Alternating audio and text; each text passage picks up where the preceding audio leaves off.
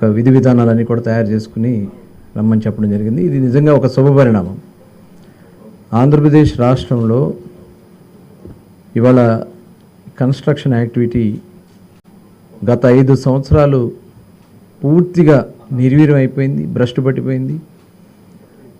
ఆదాయంగా మరి పేదవాళ్ళని దోచుకున్నటువంటి రంగం ఏదైనా ఉందంటే ఈ శాండ్ వల్లే ఇది పెద్ద ఎత్తున జరిగింది.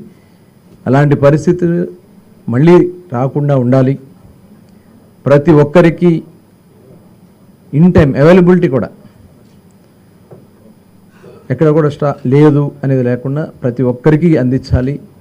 కన్స్ట్రక్షన్ యాక్టివిటీ నిరంతరాయంగా ఈ రాష్ట్రంలో జరగాలనేది మరి ముఖ్యమంత్రి గారి యొక్క ఆలోచన.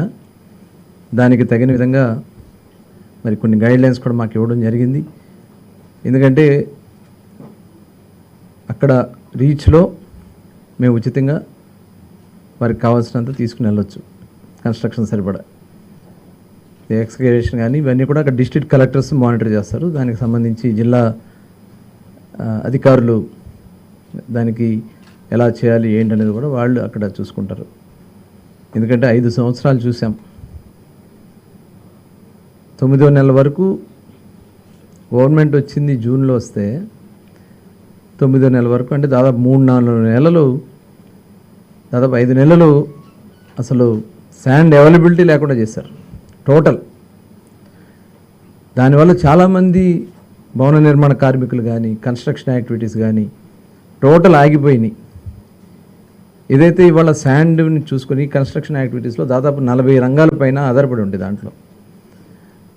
అందులో ప్లంబర్స్ ఉంటారు, మరి బిల్డింగ్ వర్కర్స్ ఉంటారు, కన్స్ట్రక్షన్ లేబర్ ఉంటారు, అందరూ కూడా టోటల్ ఎలక్ట్రీషియన్స్ కానీ ఇవన్నీ కూడా దాదాపు కొన్ని లక్షల మంది, కోట్ల మంది నష్టపోయారు, రోడ్డున పడిపోయారు. చివరికి ఏ పరిస్థితికి వచ్చారంటే యాచించే పరిస్థితికి తీసుకొచ్చింది ఈ ప్రభుత్వం గత 5 సంవత్సరాల్లో. మరి ఆ రోజున మేమందరం కూడా పెద్ద ఏదైతే స్టాక్ పాయింట్స్లో అవైలబిలిటీ ఉన్నది కొంత ఎస్టిమేట్ చేస్తున్నారు. అట్లాగే ఇంకా రిక్వైర్మెంట్, ఎందుకంటే ఈ 3 మంత్స్కి సంబంధించి దాదాపు 1 కోటి టన్స్ కావాల్సి వస్తుంది, 1 crore అబౌవ్ టన్స్ కావాల్సి వస్తుంది. దానికి తగిన విధంగా మనం అవైలబిలిటీలో పెట్టాలనేది మేము లక్ష్యంగా పెట్టుకున్నాం. ఈలోపు మళ్ళీ మనకి రీచెస్ అన్నీ కూడా వరుస కొన్ని పర్మిషన్స్ కూడా అయిపోయినాయి. లాస్ట్ గవర్నమెంట్లో ఇష్టారాజ్యంగా అనమాట, పర్మిషన్స్తో సంబంధం లేదు. మరి కేంద్రం నుంచి కూడా మనకి అనేక సార్లు ఎన్జిటి నుంచి కూడా మనకి నేషనల్ గ్రీన్ ట్రిబ్యునల్ నుంచి కూడా చాలామంది దీని మీద కంప్లైంట్కి వెళ్ళడం జరిగింది. చాలా రీచెస్ ఆగిపోయినాయి. మరి ఈసీలు ఇవన్నీ కూడా లేనటువంటి ఎన్విరాన్మెంటల్ క్లియరెన్స్ లేవు, ఇవన్నీ కూడా చాలా ఉన్నాయి, ఇష్యూస్ ఉన్నాయి. అవన్నీ కూడా కొద్దిగా స్టడీ చేయడం కోసం ఈ 10 రోజులు 15 రోజులు ఆలస్యమైంది. దీనికే మేము బాధపడుతూ ఉన్నాం. ఇంక ఇక్కడి నుంచి ఎట్టి పరిస్థితుల్లో కూడా శాండ్ లోటు ఉందనేది లేకుండా చేయాలనేది మేము లక్ష్యంగా పెట్టుకున్నాం. రాష్ట్ర నలుమూలలా కూడా ఈ యాక్టివిటీ జరగాలి. దానికి తగిన విధంగా శాండ్ని పూర్తి స్థాయిలో అవైలబిలిటీలో పెట్టాలి.